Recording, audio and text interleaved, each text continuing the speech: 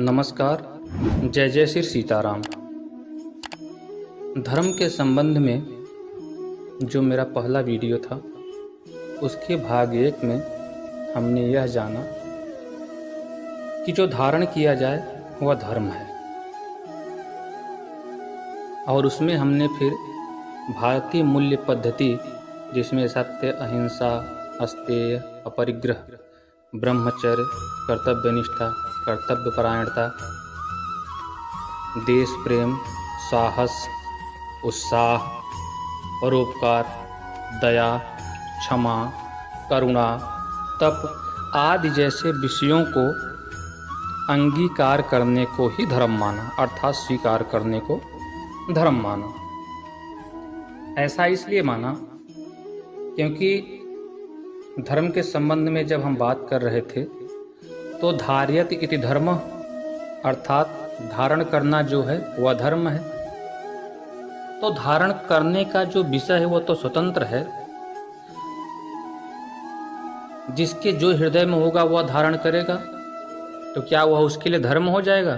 जैसे उदाहरण के लिए एक चोर है और वह चोरी के कर्म को धारण किया हुआ है और अनेक तर्क वह दे रहा है कि मैं मेरे परिवार के भरण पोषण के लिए चोरी कर रहा हूँ, या व्यवसाय के अभाव में चोरी कर रहा हूँ, या स्वभाववश चोरी कर रहा हूँ, या संगति के प्रभाव में चोरी कर रहा हूँ। लेकिन वह सत्य नहीं है ना, वह तो धर्म नहीं है। क्योंकि धर्म के संबंध में क्या धारण किया जाए इसकी चर्चा हमने पिछले वीडियो में किया कि जो परमार्थ के लिए धारण किया जाए अर्थात परोपकार के लिए धारण किया जाए, उसमें उदारता इत्यादि है, परोपकार की भावना है, उन सबको धर्म कहा गया है। न कि स्वार्थ की पूर्ति के लिए या स्वयं के लाभ के लिए ऐसे विषय को धारण करना जिससे किसी अन्य जन को कष्ट पहुंचे, वह धर्म नहीं है। धर्म के संबंध में एक बात और कही जाती है, धरति धार्यति वा लोकम इति धर्मः। धरती पर लोकहित में जो धारण करने योग्य है वही धर्म है। अर्थात इस संसार में ऐसे विषय धारण किए जाएं जो कि परोपकार की भावना से हों और उनका स्वयं की स्वार्थ पूर्ति उद्देश्य न हो। अर्थात मनुष्य का वह स्वभाव जो संपूर्ण मानव समाज को परस्पर संगठित रखने के उद्देश्य से धारण किया जाए, और वरन हम यह कह सकते हैं कि सिर्फ मनुष्य ही नहीं, संपूर्ण समाज के, या यह कह लीजिए कि संपूर्ण विश्व के कल्याण के लिए जो हमारे द्वारा धारण किए गए गुण धर्म समूह वही हमारे लिए धर्म है। अर्थात जो गुण हम धारण करते हैं वही हमारे लिए धर्म है। और यह सिर्फ हम ही नहीं धारण करते हैं, धार्यते इति धर्म।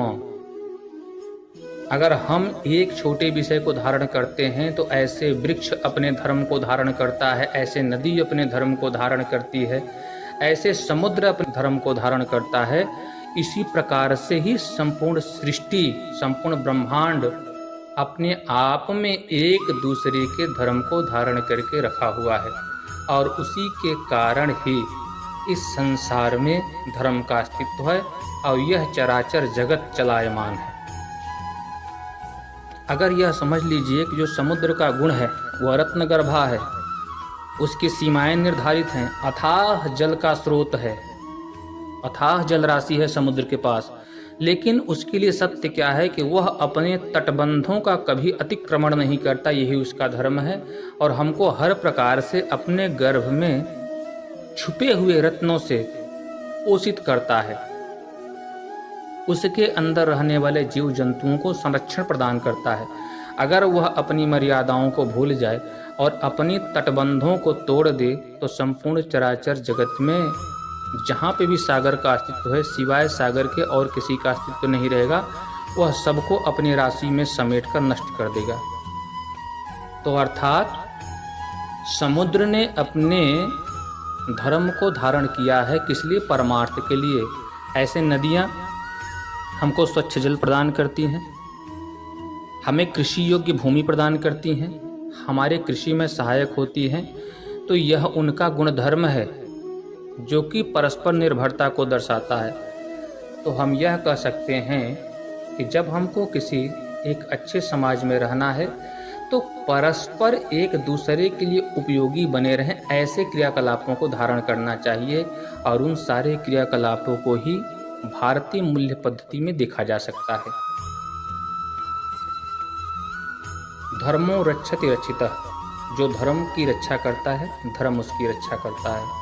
अर्थात जब हम अच्छे गुण धर्मों को, अच्छे गुण समूहों को धारण करेंगे तो उनके धारण करने मात्र से ही समाज का, राष्ट्र का और विश्व का कल्याण तो होगा ही होगा, साथ ही साथ हमें भी सुख, शांति, यश, कीर्ति आदि प्राप्त होगी। कहा गया है धर्मस्य प्रभु अच्युतः अस्ति, अर्थात भगवान श्री कृष्ण धर्म के प्रभु हैं।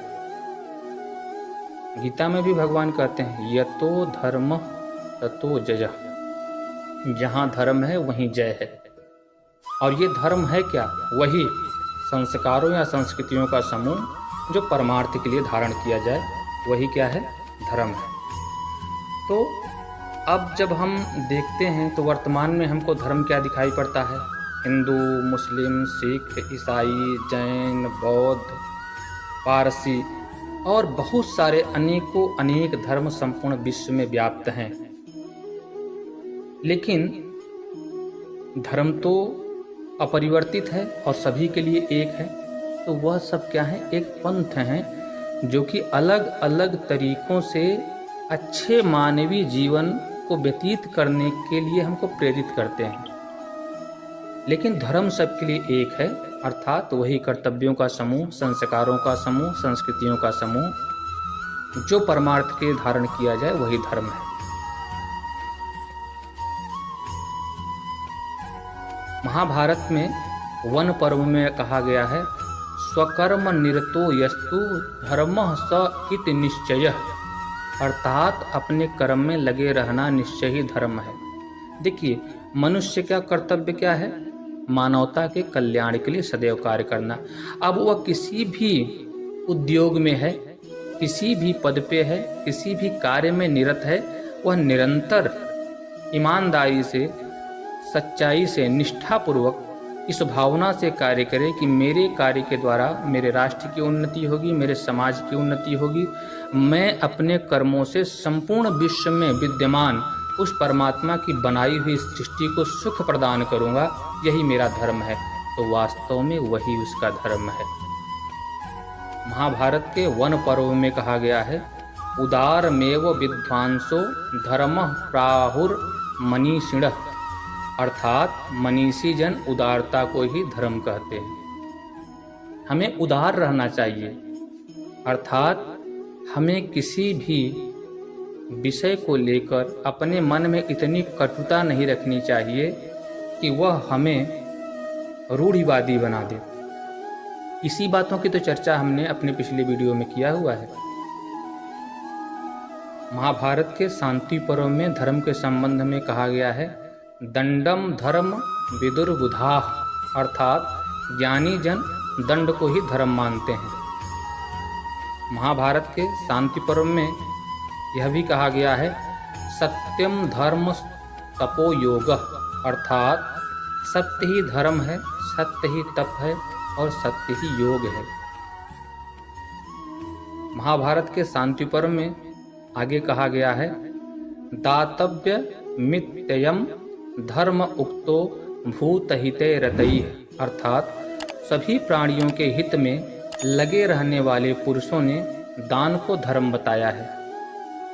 अर्थात जो हम बात अभी कर रहे थे संस्कारों के समूह के बारे में, वहाँ पे सब हैं सत्य, अहिंसा, अस्तेय, अपरिग्रह, ब्रह्मचर्य, तप, स्वाध्याय, करुणा, क्षमा, दया, कर्तव्य निष्ठा, कर्तव्य परायणता, दान, पुण्य, परोपकार, माता पिता की सेवा, बुजुर्गों का सम्मान, नारियों का सम्मान, राष्ट्र प्रेम, राष्ट्रभक्ति, साहस, उत्साह, शौर्य, तेज, पराक्रम, ऐसे जितने सारे विषय हैं जो मनुष्य को एक आदर्श मानव बनाते हैं, देवतुल्य बनाते हैं, ऐसे ही उन संस्कारों, उन संस्कृतियों या उन नैतिक मूल्यों को अगर कोई व्यक्ति धारण करता है तो वह उसके लिए धर्म बन जाता है।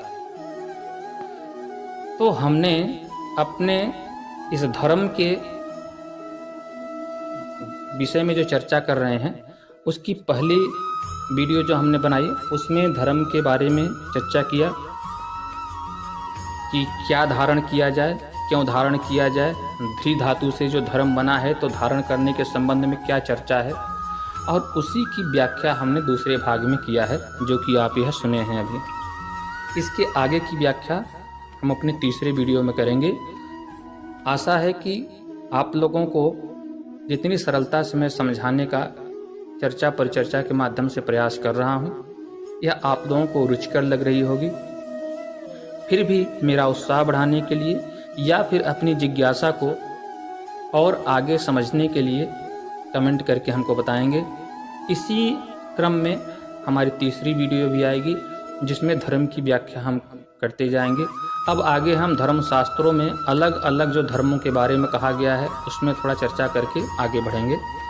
आशा है कि आप सब इस वीडियो से लाभान्वित होंगे और मेरे उत्साहवर्धन के लिए आप लोग कमेंट करके बताइए कि और किस तरह से आप इसकी व्याख्या चाहते हैं, तो मैं प्रयास करूंगा बेहतर करने का। दूसरी एक बात और आपसे निवेदन करना चाहता हूं कि मैं धर्म के संबंध में बहुत बड़ी बड़ी बातों की चर्चा नहीं करना चाहता हूं, क्योंकि ऐसी बड़ी बड़ी बातों की चर्चा तो विभिन्न पूजनीय ग्रंथों में लिखा हुआ है और किया गया है बड़े बड़े विद्वानों के द्वारा। लेकिन भारतीयों की एक विशेषता होती है कि हम धर्म ग्रंथों का अवलोकन नहीं करते हैं, क्योंकि उनकी जो गूढ़ भाषा है वह समझना हमारे लिए थोड़ा सा कठिन हो जाता है। इसीलिए मैं प्रयास कर रहा हूँ कि सामान्य उदाहरणों के द्वारा एक सामान्य चर्चा जैसी बात करते हुए आपके समक्ष मैं इस विषय को रख रहा हूँ। अगर और भी सरलतम तरीके से आप इसको समझना चाहेंगे तो कमेंट कीजिएगा, मैं इसको और बेहतर करने का प्रयास करूँगा।